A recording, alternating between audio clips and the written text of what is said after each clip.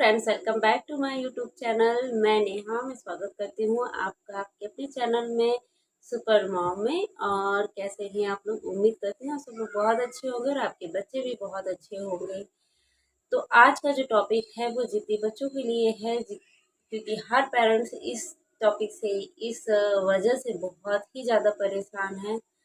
लगभग 100% में से 90% पेरेंट्स को परेशान है इस प्रॉब्लम की वजह से, क्योंकि बच्चे जिद्दी हैं, कोई कहना नहीं मानते, उनकी कोई बात नहीं मानते। तो क्या आप भी इन सारी चीज़ों से परेशान हैं? तो चलिए आपके लिए मैं कुछ अच्छे टिप्स दूंगी जो आपके लिए यूज़फुल होंगे और 100% वो वर्क करेंगे।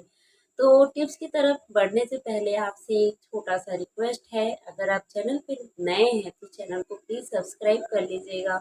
और वीडियो अगर पसंद आएगा तो वीडियो को लाइक ज़रूर करिएगा और कमेंट बॉक्स में अपने सुझाव मेरे साथ ज़रूर शेयर करिएगा। तो चलिए बढ़ते हैं टिप्स की तरफ। जिद्दी बच्चों को संभालना पेरेंट्स के लिए इतनी बड़ी चुनौती बन चुकी है। बच्चों को नहलाना, उनको खिलाना, उनको कपड़े पहनाना, उनको सुलाना, उनको पढ़ाना, उनको खेलने के लिए बोलना, मतलब हर चीज़ में जिद। हर एक चीज़ में, कभी बाहर जा रहे हैं, किसी खिलौना देखा, खिलौने के लिए जिद करना, रोड पे लौटने लगना, वहीं पे चिल्लाने लगना। और दूसरों की नज़र पड़ती है तो वो बच्चे के ऊपर नहीं पड़ती है, वो पेरेंट्स के ऊपर पड़ती है कि भाई क्या सिखाया तुमने अपने बच्चे को। वो मन में भी सोचते हैं, कुछ लोग मुंह पे भी बोल देते हैं कि इन्होंने क्या सिखाया अपने बच्चे को। तो आज जो है हम इन सारे टॉपिक पे बात करेंगे और इन सारे टॉपिक का हल निकालेंगे। और आप चलिए टॉपिक को देख सुनिए और इसको फॉलो भी करिए। बहुत ही यूज़फुल है, 100% वर्क करेगा। चलिए देखते हैं पहला टिप्स कौन सा है। तो पहला टिप्स है कि बच्चों से बहस करने से बचें और उनकी बात को सुने। वो क्या कह रहे हैं आपसे, उनकी बात को सुने। तो बहस बिल्कुल, आर्ग्यूमेंट आप अपने बच्चे से बिल्कुल मत करें। अगर आप चाहते हैं, आप जान रहे हो कि आपका बच्चा जिद्दी है, अगर आपका बच्चा जिद्दी है तो आपसे वो बहुत ही ज़्यादा सवाल जवाब, बहुत ही ज़्यादा जिद करेगा। बहस करने से वो रुकेगा नहीं, बिगड़ता चला जाएगा। तो अपने बच्चे से बहस करने से वो बिल्कुल बचें। ऐसे जो बच्चे होते हैं ना, वो आर्ग्यूमेंट करने से पीछे नहीं हटते। बात पे बात ऐसी बात बोलते चले जाएंगे कि आपके होश उड़ जाएंगे या उड़ते होंगे। आपको पता होगा, अगर आप ये वीडियो इसीलिए देख रहे हैं क्योंकि आपका बच्चा जिद्दी है। तो 100% आपको पता होगा आपका बच्चा ऐसा ही करता होगा। आप गुस्से में कुछ बोलोगे, वो कुछ बोल देगा। तो इस चीज़ से आप बचें। आप सुनो वो बच्चा बोल क्या रहा है। जैसे कि वो कह रहा है मुझे नया कपड़ा पहनना है, तो ठीक है, आप उसको बोलो बेटा ठीक है पहना दूंगा, थोड़ी देर बाद पहना दूंगी, या फिर कल पहना दूंगी, कल कहीं चलेंगे या शाम को कहीं चलेंगे पहना दूंगी। ऐसा कह के उसकी बात को सुनो। उससे बहस आप बिल्कुल भी मत करो, क्योंकि बात जो है यहीं पे जिद वाली आ जाती है। या फिर आप एकदम शांत ही रह के आप उसकी बात को आप आर्ग्यूमेंट मत करो बच्चे के साथ। तो ये पहला टिप्स है, आप अपने बच्चे की बात को सुनिए, उससे आर्ग्यूमेंट मत करिए। ये पहला टिप्स है। तो अब बढ़ते हैं दूसरे टिप की तरफ। दूसरा टिप ये है कि बच्चे के साथ कभी भी आप ज़बरदस्ती मत करिए। कुछ भी बच्चा आपका कह रहा है तो उसके साथ आप ज़बरदस्ती नहीं कहेंगे, नहीं करने, उसे ज़बरदस्ती वो काम करने के लिए नहीं कहेंगे। जैसे कि वो खाना कह रहा है कि मुझे खाना नहीं खाना है, तो उस समय आप छोड़ दीजिए। मुझे पता है ये आसान नहीं है, आपको ऐसा लगेगा कि बच्चा तो जिद करता है तो क्या हम उसको भूखा छोड़ दें, यही सवाल होगा ना। जी नहीं, आप उसे भूखा मत छोड़िए। वो आएगा, उसे भूख लगेगी तो वो ज़रूर आएगा। लेकिन उस समय अगर आप कह रहा है, क्योंकि आप ऐसा अगर कर रहे हैं, बार-बार ऐसा कर रहे हैं, तो उसके अंदर ये स्वभाव बन जाएगा उसका। उसका ये ज़िद करना, गुस्सा करना कि मुझे नहीं खाना, जाओ, मैं नहीं खाऊँगा, जाओ। वो इस तरह का ज़िद करने लगेगा। तो आपको इस ज़िद उसके अंदर ये स्वभाव ना बने, इस चीज़ के लिए आपको कुछ समय अपने मन को समझाना पड़ेगा, उसे भूखा छोड़ना पड़ेगा। या फिर वो कह रहा है कि मुझे ये कपड़ा नहीं पहनना, मुझे वो कपड़ा पहनना। आजकल के बच्चे ऐसा बहुत करते हैं, मुझे ये नहीं पहनना, मुझे वो पहनना है, मुझे नया पहनना है। तो तो थोड़ा आपको एडजस्ट करना पड़ेगा बच्चे के साथ, आपको उसकी बात माननी पड़ेगी। अब मान लीजिए आपका बच्चा 6 साल का है और वो टीवी देखने की जिद कर रहा है, तो उसे आप उस समय मना मत करिए, आप खुद उसके साथ बैठ जाइए टीवी देखने। और बैठेंगे उसके साथ, आप भी उसमें इंटरेस्ट दिखाएंगे कि आप उसके साथ बैठ के टीवी देख रहे हैं, तो बच्चा जो है एकदम नॉर्मल हो जाता है। वो जिद करना, वो मतलब जिद करेगा ही नहीं, या फिर वो दोबारा नेक्स्ट टाइम आप उसे प्यार से अगर समझाएंगे तो वो जिद नहीं करेगा। 110% वो जिद नहीं करेगा। आप एक बार ट्राई करके देखिएगा। हर तुरंत बच्चे को मना कर देना, तुरंत डांट देना, या तुरंत गुस्से में बात करना, वही चीज़ आप अगर सॉफ्टली कहेंगे, वही चीज़ अगर आप प्यार से कहेंगे, तो वो धीरे धीरे सुधरेगा। अगर आपका बच्चा ये इस बिगड़ चुका है, जिद्दी बन चुका है, तो आपको ये धीरे धीरे संभालना पड़ेगा। और अगर अभी आपका बच्चा जिद नहीं करता, अभी वो छोटा ही है, तो आप उसे जिद्दी मत बनने देना। ठीक है, अब बढ़ते हैं थर्ड टिप्स की तरफ। देख, तो तीसरा टिप्स ये है कि आप अपने बच्चे को ऑप्शन दो।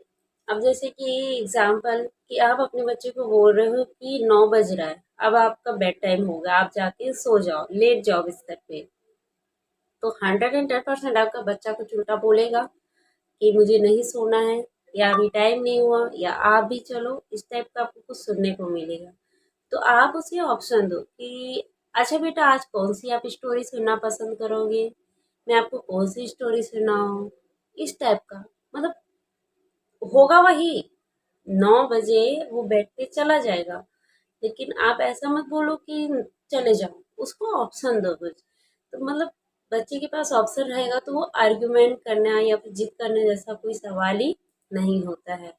आई होप आप लोग मेरी बातों को समझ रहे होंगे। तो अब हम बढ़ते हैं फोर्थ टिप्स की तरफ।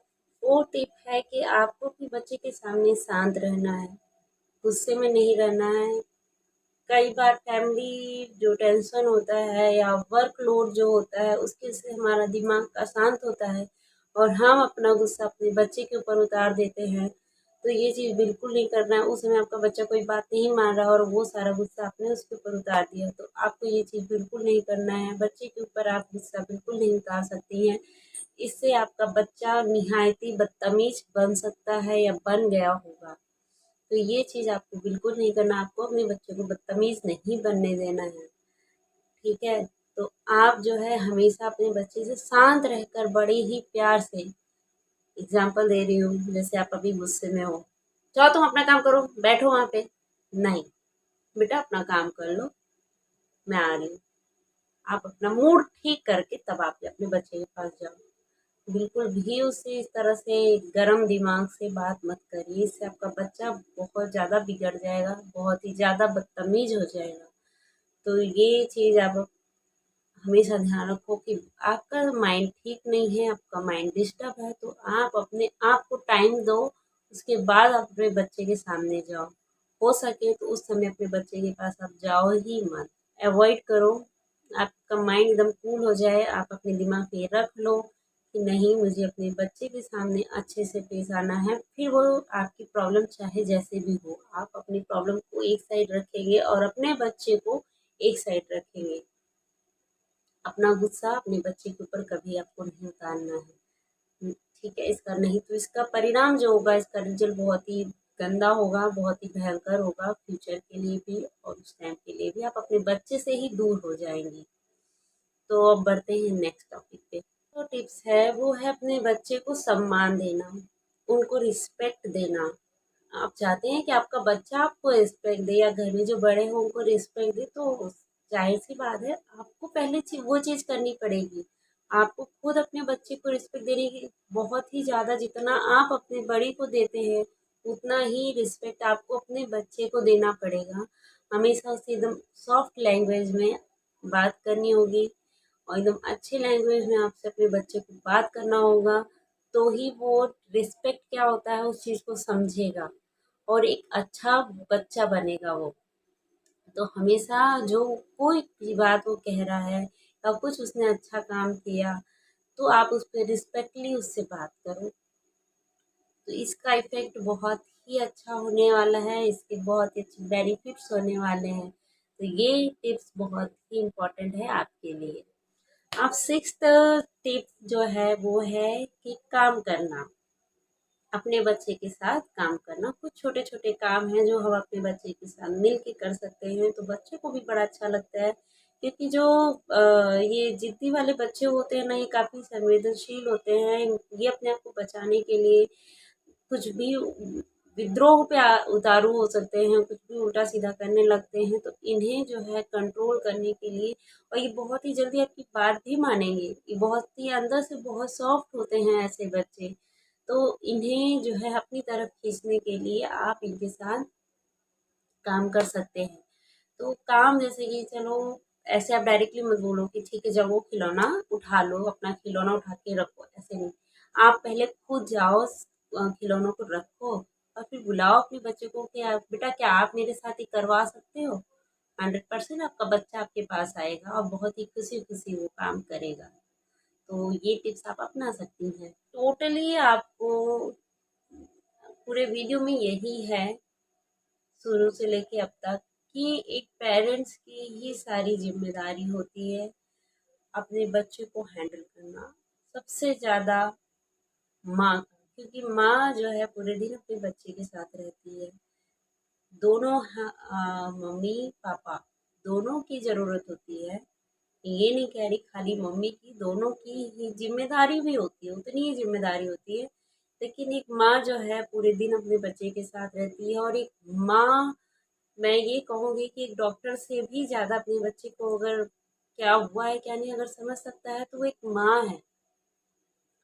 तो इस आदत को माँ क्यों नहीं सुधार सकती है, बिल्कुल सुधार सकती है, बस थोड़ा ध्यान देने की ज़रूरत है। तो आपका बच्चा, मैं गारंटी देती हूँ 110%, अगर ये 7 टिप्स आप अपनाएंगी तो आपका बच्चा बहुत ही अच्छा होगा और फ्यूचर में वो बहुत ही अच्छा बच्चा बनेगा। इसलिए इन सारे टिप्स को आप अपनाइए और ध्यान दीजिए आपका बच्चा क्या कर रहा है हर मोमेंट पे।